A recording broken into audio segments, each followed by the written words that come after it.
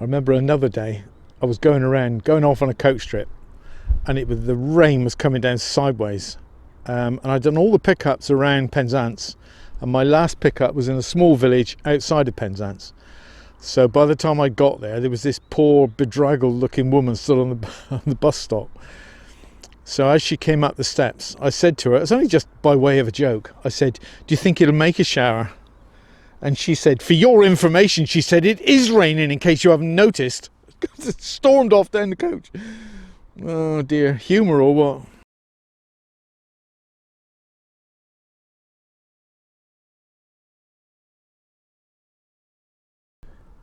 But my father was running a motorbike garage at that time, and one day a chap came in who wanted to buy a bike that was there for sale. I think it was a BMW K100 or something. And my father always questioned everyone that came in. He'd like to know the ins and outs of everything. So he asked this chap just who he was and what he was, just in conversation. "What do you do for a living, boy?" And it turned out this chap worked for the Rural Development Agency. And they were involved with funding new startup businesses in country areas. So the old man said, "Well, what sort of businesses can you start up?" And he said, "Well, I can do anything, repair businesses or boat building, anything, coach companies." So the old man pointed to me and he said, "Well, he's interested in coaches. He wouldn't mind a grant." And this chap said, "Well, I could probably arrange a grant." And the old man said, "Well, I could probably do a deal on that motorbike." So that was how Brookside coaches and buses first came about, just from an off-the-cuff conversation in a motorbike garage. Anyway, at that time there was a local company called Grenville Motors who'd recently sold up to one of the big companies, which was Badger Line, which later became First Group. And they'd closed part of the route that ran through our local village, and everyone was up in arms about it. So my father said, "Well, could we get a grant to reopen that old route?" "Yes," said the chap, "I'll give you and fill the paperwork out." So we applied for a grant to start a new bus service to replace one that Grenville Motors used to do that Badger Line had dropped. So we got our coach or bus, and we started off doing the first few runs. And this new bus route we'd opened up greatly infuriated Badger Line, or whatever the bus company was called at that time, and they started running a bus in competition with ours for a route that they'd only dropped a few weeks before. Well, the competition heated up, and so we made the bus service into one that ran all day, and then they put on one that ran at very similar times. So then we put on another route in another area that wasn't doing terribly well, and we had a great deal of competition from Badger Line. Now it got to a point after about 18 months whereby it was nearly, the competition that Badger Line was giving us very nearly, I wouldn't say bankrupted us, but it's very nearly broke the project, the Brookside Buses project. And so my father was in the depths of despair, and I came up with the idea. I said, "Why don't we run on the St Ives route?"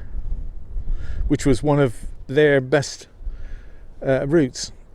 So he put a bus on it with a driver, and he was charging the same fares as Badger Line, Western National, First, whatever they were called, were charging. And he was only carrying a few odd people. It wasn't even near breaking even. So he said, "Well, I'm going to finish it. I think I might finish the whole lot."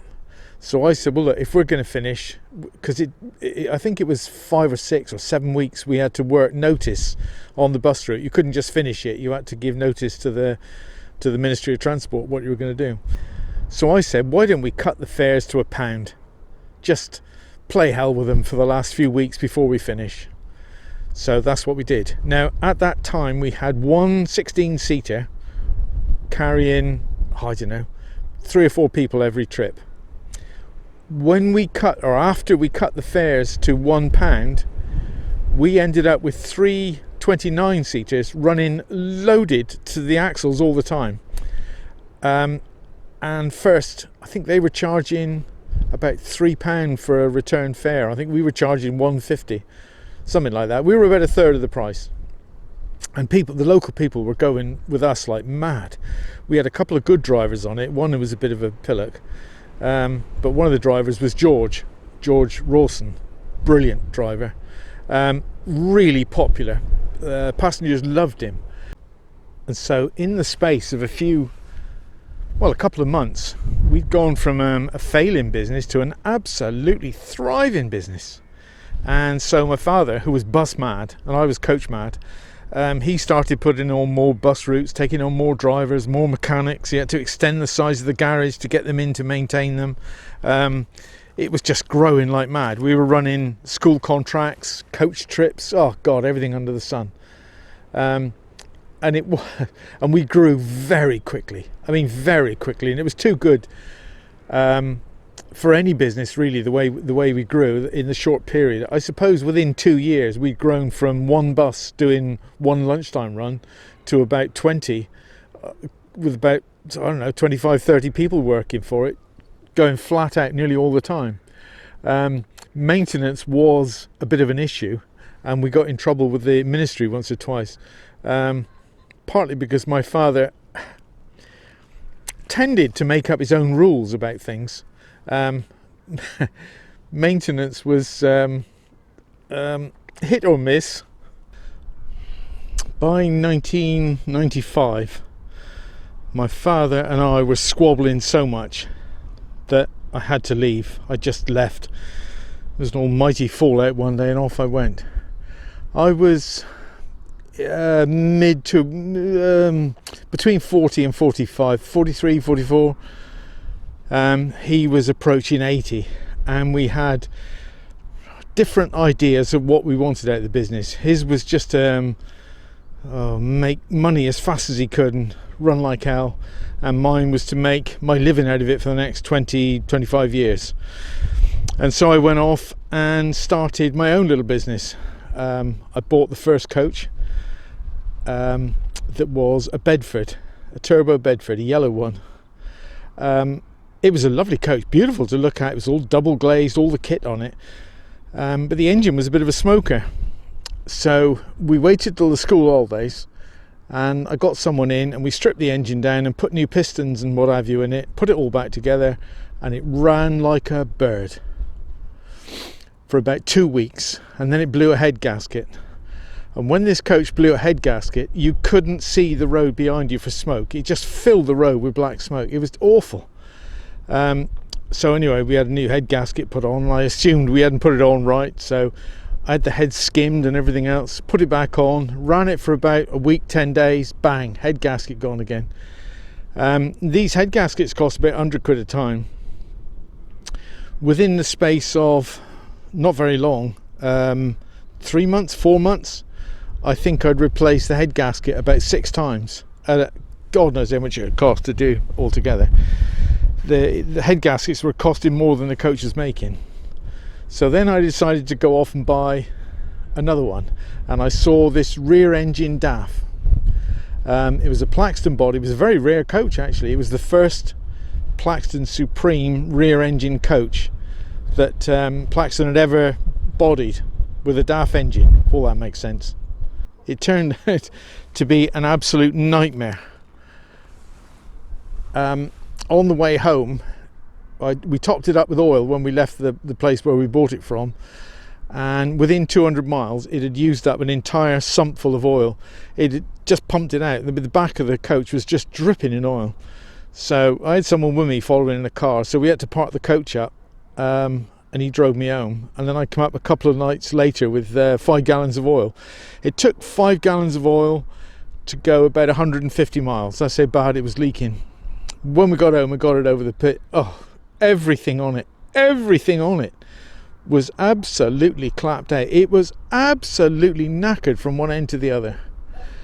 And I bought a second-hand lorry engine and gearbox, which looked the same, but had come from different planetary systems.